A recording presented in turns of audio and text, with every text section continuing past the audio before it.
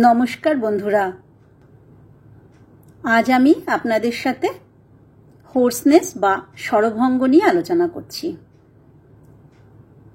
প্রথমে আলোচনা করব এই হোর্সনেসের কারণ এবং তারপর আলোচনা করব হোমিওপ্যাথি কি মেডিসিন আসছে। এই হোর্সনেসের ব্যাপারে একটা সম্যক ধারণা থাকা খুব প্রয়োজন। প্রধানত ভোকাল কর্ডের সমস্যার জন্যই কিন্তু হোর্সনেসটা হয়। এই ভোকাল কর্ডের সমস্যা বিভিন্ন কারণে হতে পারে। একটি কমন কারণ হচ্ছে ঠান্ডা লাগা, হঠাৎ করে গরম থেকে ঠান্ডা হাওয়া লাগা বা কোল্ড ড্রিঙ্কস, আইসক্রিম খাওয়া, শীতের ঠান্ডা হাওয়া লাগা, এটা হচ্ছে একদম কমন, যেটা নাকি প্রত্যেকেরই হতে পারে। এই ঠান্ডা লেগে আপার রেসপিরেটরি ইনফেকশন হয়, যার ফলে ভোকাল ফোল্ডসে সোয়েলিং হয়। আরেকটি কারণ ওভার ইউজিং ভয়েস, যেটা নাকি পাবলিক স্পিকার, প্রফেশনাল সিঙ্গার এদের ক্ষেত্রে খুব কমন হয় এই হোর্সনেসটা। হোর্সনেসের আরেকটি বিশেষ কারণ হচ্ছে ল্যারিঞ্জাইটিস। এই ল্যারিঞ্জাইটিস হয় বিভিন্ন কারণে, যেমন allergy, sinus infection, vitamin B12 deficiency কিন্তু হোর্সনেসের আরেকটি বিশেষ কারণ। এই ভিটামিন B12 ডেফিসিয়েন্সির জন্য ভোকাল কর্ডসে প্যারালাইসিস হয়। এই হোর্সনেসের আরেকটি বিশেষ কারণ আছে, সেটা হচ্ছে বয়সজনিত। একটু এজেড মানুষদের কিন্তু হোর্সনেস আসে, কারণ ভোকাল কর্ডস থিন এবং স্টিফ হয়ে যায়, যার ফলে এদের ভয়েসে একটা এফেক্ট হয়। আরেকটি বিশেষ কারণ হচ্ছে GERD, gastro oesophageal reflux disorder, যাকে আমরা হার্টবার্নও বলি। এই স্টমাক থেকে অ্যাসিড থ্রোট এবং ভোকাল কর্ডেও এসে যায়, যার ফলে হোর্সনেস আসে। একে বলা হয় ল্যারিঙ্গোফ্যারিঞ্জিয়াল রিফ্লাক্স, LPR।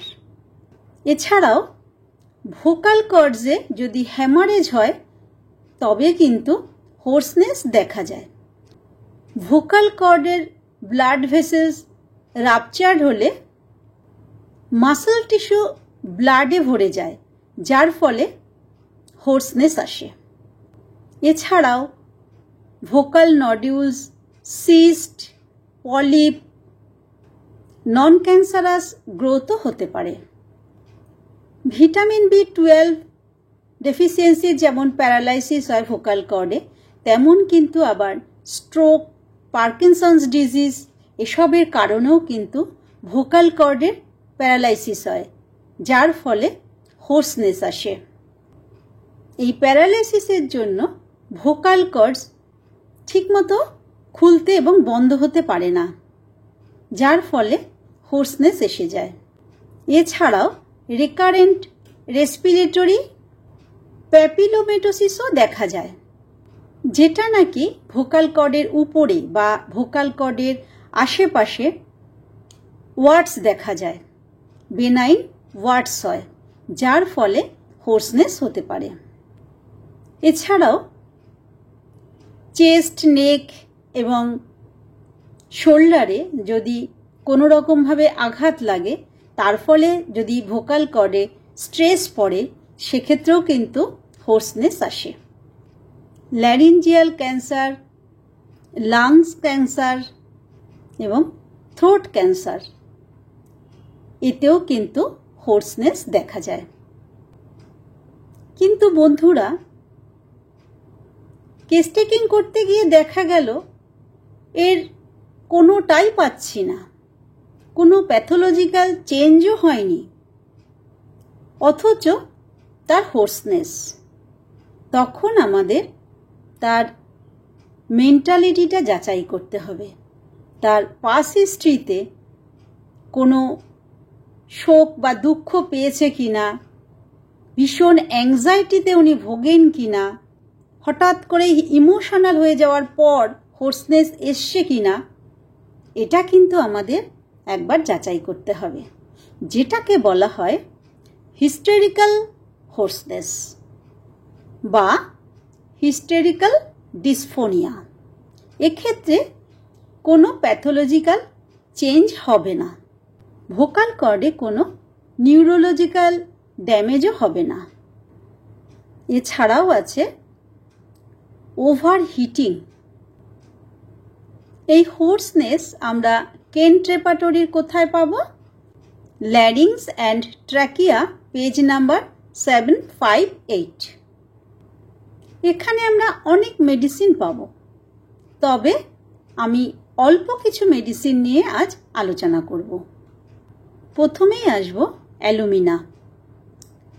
অ্যালুমিনা খুব ভালো কাজ করে প্রফেশনাল সিঙ্গার্সদের ক্ষেত্রে বা যারা ভয়েস ওভার ইউজ করে, প্রফেশনাল সিঙ্গার্স, তাছাড়াও পাবলিক স্পিকার্স, এদের জন্য অ্যালুমিনা খুব ভালো ওষুধ। এদের হোর্সনেস আসে সাধারণত ভোকাল কর্ডসে প্যারালাইসিসের জন্য। যেমন পাবলিক স্পিকার্স বা প্রফেশনাল সিঙ্গার্সদের জন্য অ্যালুমিনা উপকারী, তেমন কিন্তু ঠান্ডা খাবার পরেও যদি হোর্সনেস আসে সেক্ষেত্রেও কিন্তু অ্যালুমিনা খুব ভালো কাজ করে। তবে ঠান্ডা খাবার পর গলায় একটা পিকুইলিয়ার টিকলিং সেন্সেশন হয়। নেক্সট আসছে রাস্টক্স। রাস্টক্সের একটি বিশেষ লক্ষণ আমরা সবাই জানি, রোগের শুরুতে বেড়ে যায় কিন্তু যখন কন্টিনিউয়াস হতে থাকে ধীরে ধীরে কমতে থাকে। ঠিক হোর্সনেসটাও তাই, যখন কথা শুরু করে তখন কষ্ট হয়, কথা বেরোতে চায় না, হোর্সনেসটা বেড়ে যায়, কিন্তু ধীরে ধীরে যত কথা এগোতে থাকে, কথা বলতে থাকে, তখন কিন্তু আস্তে আস্তে গলাটা পরিষ্কার হয়ে যায়, হোর্সনেসটা কমে আসে। রাস্টক্সের হোর্সনেসের একটি বিশেষ কারণ কিন্তু ঠান্ডা লাগার ফলে হয়। গান যখন শুরু করে ভোকাল কর্ড উইক থাকে, যার ফলে প্রথমে অসুবিধা হয় এবং ধীরে ধীরে সেটা কমতে থাকে। যখন গরম ঘরে থাকে বা গলায় কোনো কাপড় দিয়ে জড়ানো থাকে তখন কিন্তু এদের হোর্সনেসটা কমে যায়, কিন্তু যখন আবার এসে গ্রিন রুমে ঢুকছে বা ঠান্ডা জায়গায় যাচ্ছে তখন কিন্তু হোর্সনেসটা আবার এসে যায়। এই গরম ঘর থেকে বেরিয়ে ঠান্ডায় যাওয়ার ফলে যে হোর্সনেস, রাস্টক্সের মতন কিন্তু আমরা আবার ফসফরাসেও পাবো। নেক্সট আসি আর্জেন্টাম মেটালিকাম। এটি কিন্তু একটি অ্যান্টিসিফিলিটিক মেডিসিন। অ্যালুমিনার পরে আর্জেন্টাম মেটালিকাম খুব ভালো কাজ করে। আর্জেন্টাম মেটালিকামের পেশেন্টদের একটি বিশেষ লক্ষণ হচ্ছে এদের গলায় মিউকাস থাকে এবং সেটা খুক খুক করে কাশার পরে মিউকাস কিছুটা বের করে ফেললে এই মিউকাস বেরিয়ে যাওয়ার পর যতক্ষণ তারা ভোকাল কর্ড ইউজ করে ততক্ষণ কিন্তু আর কোনো সমস্যাই থাকে না। ভোকাল কর্ডে একটি রনেস, শোরনেস সেন্সেশন থাকে আর্জেন্টাম মেটালিকামের পেশেন্টদের। নেক্সট আসছে ফসফরাস। ফসফরাসের পেশেন্টদের ল্যারিংসে একটা পেইন ফিল করে। এই পেইন মোশনে বাড়ে। এছাড়াও এই হোর্সনেস এবং এই রনেস ফসফরাসের পেশেন্টদের সন্ধেবেলা বাড়ে। এই সন্ধেবেলা বাড়ে কিন্তু আবার কার্বোভেজেও। ফসফরাসের পেশেন্টদের থ্রোটে সফটনেস অ্যান্ড স্মুথনেস একটা সেন্সেশন হয়। এটা আমরা কেন্ট রেপার্টরি কোথায় পাবো? পাবো পেজ নাম্বার 758 ভেলভেটি সেন্সেশন। আগেই বলেছি ফসফরাসের হোর্সনেস বাড়ে গরম ঘর থেকে ঠান্ডা ঘরে গেলে, যেমন আমরা পেয়েছি রাস্টক্সে। অ্যালুমিনার মতো ফসফরাসেও গলায় একটা টিকলিং সেন্সেশন হয় কথা বলার সময়। নেক্সট আসবো আর্জেন্টাম নাইট্রিকাম। আর্জেন্টাম নাইট্রিকাম 3টি মায়োজেনই কভার করে, কিন্তু বিশেষত সাইকোটিক মায়োজমকে বিশেষভাবে কভার করে। আর্জেন্টাম নাইট্রিকামের পেশেন্টদের একটি বিশেষ লক্ষণ হচ্ছে এরা গান করবার সময় যখনই উচ্চস্বরে গান করতে যায় তখনই এদের হোর্সনেস এসে যায়। এদের মনে হয় যেন গলায় চুল আটকে আছে বা কোনো ফরেন পার্টিকেলস গলায় আটকে আছে। এই গলায় চুল আটকে আছে এই ধরনের সেন্সেশন কিন্তু আমরা পেয়ে যাই সাইলেশিয়া এবং নাজাতে। আর গলায় কিছু আটকে আছে এই ধরনের সেন্সেশন আমরা পেয়ে যাব আরও কিছু medicine. Kent repertory page number 748 foreign substance sensation. এছাড়াও এই পেজেই আমরা পেয়ে যাব যে গলায় যেন মনে হয় ধুলো আটকে আছে, ডাস্ট সেন্সেশন, সেটাও আমরা এই পেজ নাম্বারেই পেয়ে যাব। আর্জেন্টাম নাইট্রিকামে পেশেন্টদের ভোকাল কর্ডের উপরে বা আশেপাশে ওয়ার্ডস বা পলিপ দেখা যায়।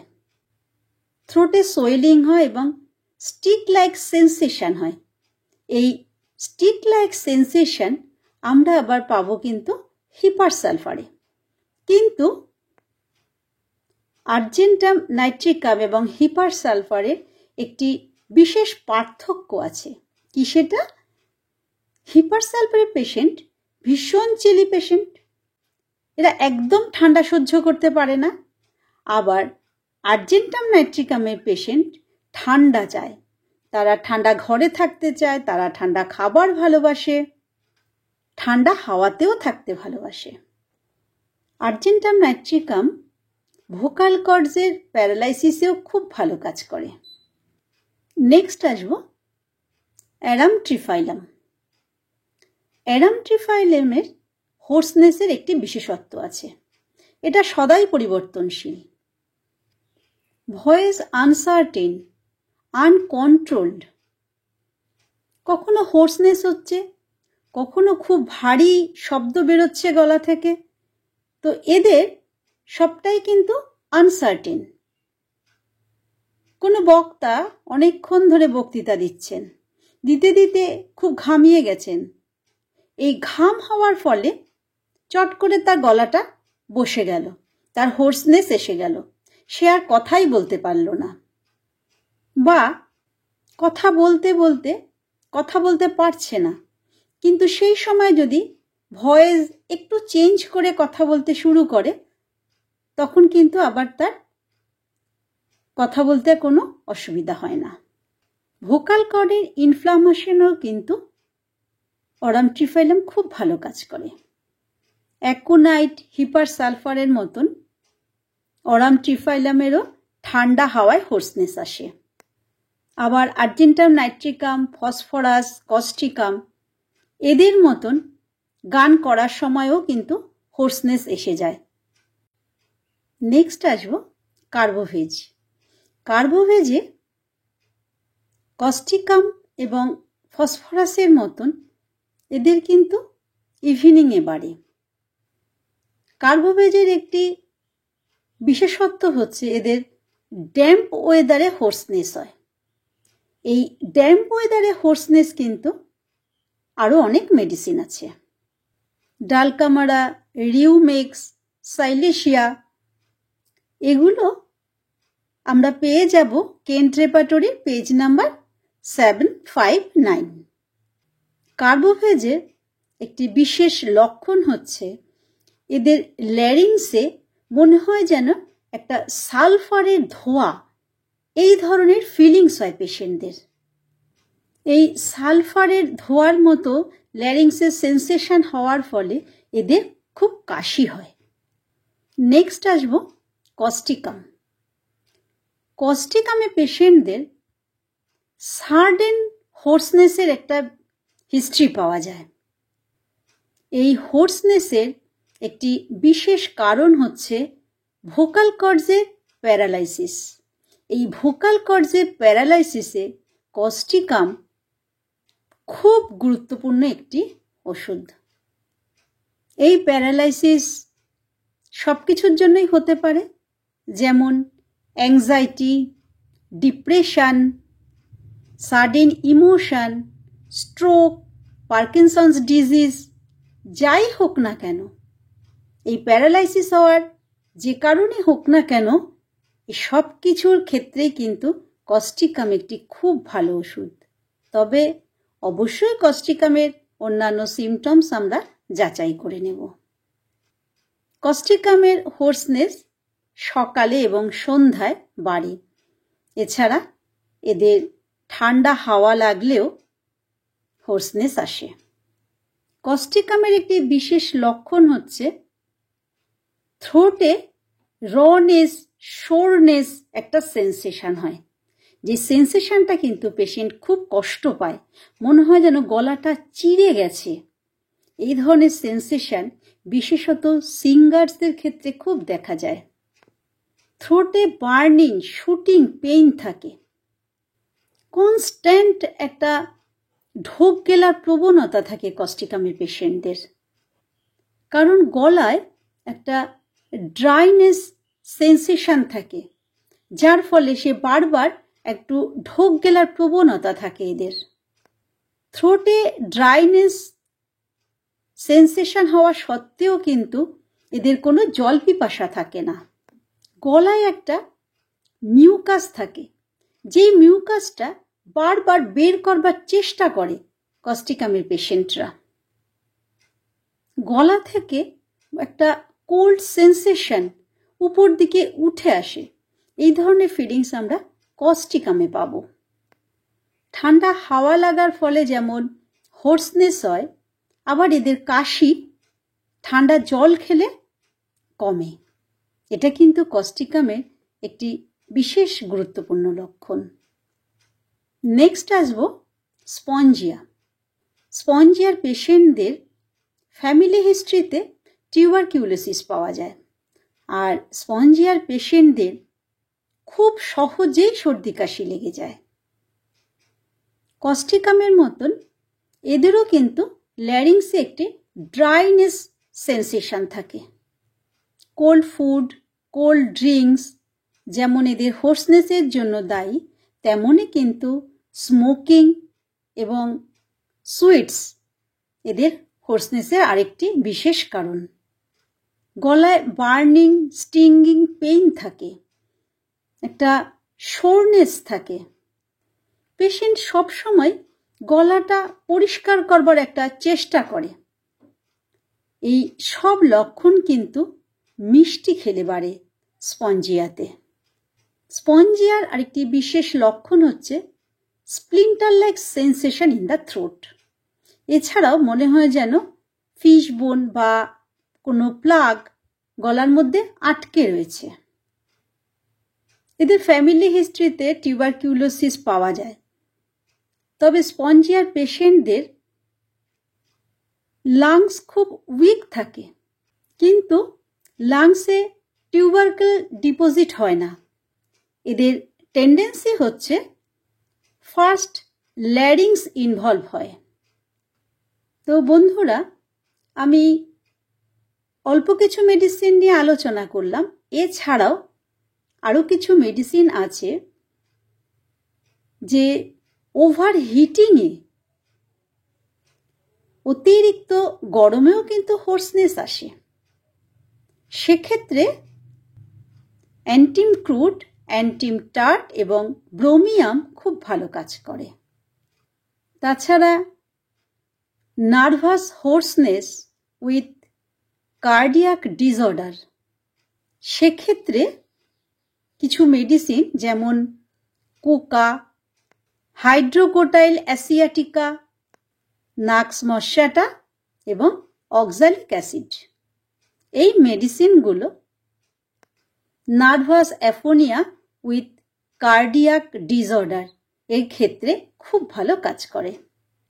মেডিসিনের অ্যাগ্রাভেশন মর্নিং ইভিনিং এটা আমরা কেন্ট রেপার্টরিতে পেয়ে যাব page number larynx and trachea page number 759।